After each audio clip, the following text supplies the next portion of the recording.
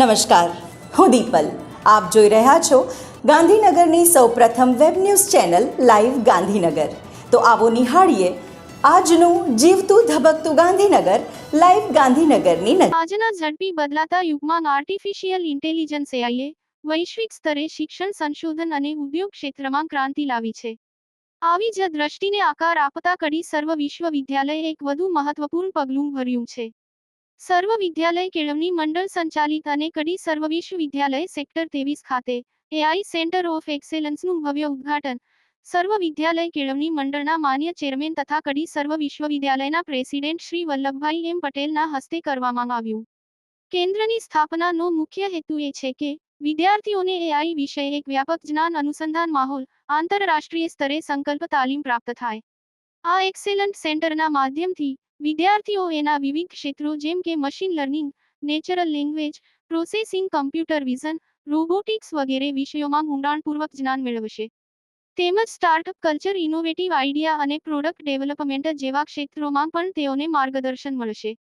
આ અવસરે કડી સર્વ વિશ્વવિદ્યાલયના પ્રેસિડેન્ટ શ્રી વલ્લભભાઈ એમ પટેલે કેન્દ્રની પરિકલ્પનાથી લઈને તેની રૂબરૂ રેખા વિકાસ અને કામગીરીમાં ઊંડાણપૂર્વક માર્ગદર્શન આપ્યું હતું. એસએસવી કેમ્પસના પ્રી પ્રાઇમરી વિભાગમાં આજ રોજ રેડ ડેની રંગીન ઉજવણી કરવામાં આવી. નાના બાળકો લાલ રંગના આકર્ષક વસ્ત્રોમાં શાળામાં આવ્યા હતા તથા તેમના લંચમાં પણ લાલ રંગના ફળો અને ખાદ્યપદાર્થો જેમ કે સફરજન, ટામેટાં, સ્ટ્રોબેરી, બીટની પરોઠા વગેરે લાવ્યા હતા. ક્લાસરૂમ અને શાળાને લાલ ફુગ્ગા, ફૂલો અને શૈક્ષણિક ચાર્ટથી સુંદર રીતે શોભાવવામાં આવી હતી. બાળકોને રંગોની ઓળખમાં સહાયરૂપ થવા તથા લાલ રંગની ઓળખ વધુ સારી રીતે થાય એ હેતુથી વિવિધ પ્રવૃત્તિઓ યોજવામાં આવી. રેડ ડેની આ ઉજવણી બાળકો માટે આનંદદાયી રહી.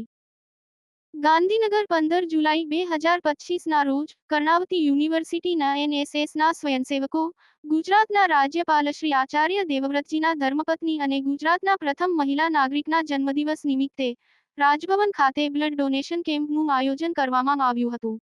જેમાં રાજભવનની ટીમ દ્વારા સ્વસ્થ જાહેર કરેલા 30 સ્વયંસેવકોએ રક્તદાન કર્યું હતું. આ સમગ્ર કાર્યક્રમનું સંકલન કર્ણાવતી યુનિવર્સિટીના એનએસએસ યુનિટના કોઓર્ડિનેટર શ્રીમતી અંજલિ પટેલ દ્વારા કરવામાં આવ્યું હતું. 3 દિવસીય બીપી તેમજ ડાયાબિટીસ ચેકઅપ કેમ્પનું આયોજન Lions club of Gandhinagar Femina દ્વારા કરવામાં આવ્યું હતું.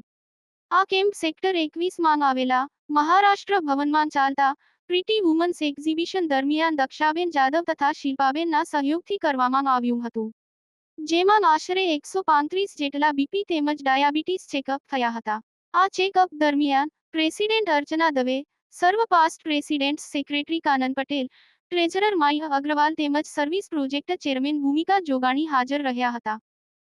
સર્વ વિદ્યાલય કેળવણી મંડળ દ્વારા સંચાલિત એસજી ઇંગ્લિશ મીડિયમ સ્કૂલના બાળકો વૃક્ષોનું મહત્વ સમજે અને પ્રકૃતિ પ્રત્યે જાગૃત થાય તે શાળામાં વૃક્ષારોપણ કરાવવામાં આવ્યું. દરેક ધોરણના બાળકો પોતાની સાથે વિવિધ પ્રકારના રોપા લાવ્યા હતા. ત્યારબાદ બાળકો દ્વારા શાળામાં વૃક્ષારોપણ કરાવવામાં આવ્યું હતું. ગાંધીનગર રાજભવન ખાતે આયોજિત બ્લડ ડોનેશન કેમ્પમાં સંજય થોરાતે 85મી વખત રક્તદાન કર્યું. ગુજરાતના રાજ્યપાલ શ્રી આચાર્ય દેવવ્રતજી એમના અને એમની શ્રીમતીના જન્મદિવસ નિમિત્તે મેગા બ્લડ ડોનેશન કેમ્પનું નિયમિત આયોજન કરે છે. આ વખતે 15મી જુલાઈના રોજ લેડી ગવર્નર શ્રીમતી દર્શનાદેવીના જન્મદિવસે બ્લડ ડોનેશન કેમ્પનું આયોજન કરવામાં આવ્યું હતું. જેમાં દ્વારા સંચાલિત યુનિટ બ્લડ કલેક્ટ કરવામાં આવ્યું હતું. બાળકો વૃક્ષોનું મહત્વ સમજે અને પ્રકૃતિ પ્રત્યે જાગૃત થાય તે શાળામાં વૃક્ષારોપણ કરાવવામાં આવ્યું. એકત્રિત કરવામાં આવ્યું છે. દરેક ધોરણના બાળકો ગાંધીનગર રાજભવન ખાતે આયોજિત રોપા લાવ્યા હતા. ત્યારબાદ બાળકો દ્વારા શાળામાં વૃક્ષારોપણ કરાવવામાં આવ્યું હતું. સંજય થોરાતને રાજ્યપાલશ્રીએ મળીને એમના નિયમિત રક્તદાનની પ્રશંસા કરી એમને શુભકામનાઓ પાઠવી બિરદાવ્યા હતા. પારસમણી ફાઉન્ડેશનના અધ્યક્ષ અને ગાંધીનગર સાહિત્ય સભાના પૂર્વ અધ્યક્ષ સંજય થોરાત આમ તો થેલેસેમિયા મેજર બાળક માટે છેલ્લા 7 વર્ષથી નિયમિત રક્તદાન કરે છે. તેઓ નિયમિત થેલેસેમિયા મેજર પેશન્ટને પોતાનું બ્લડ આપે છે.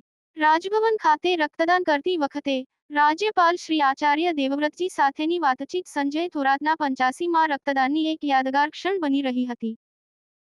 તો દર્શક મિત્રો, આપે અનુભવ્યો ગાંધીનગરનો ધબકાર.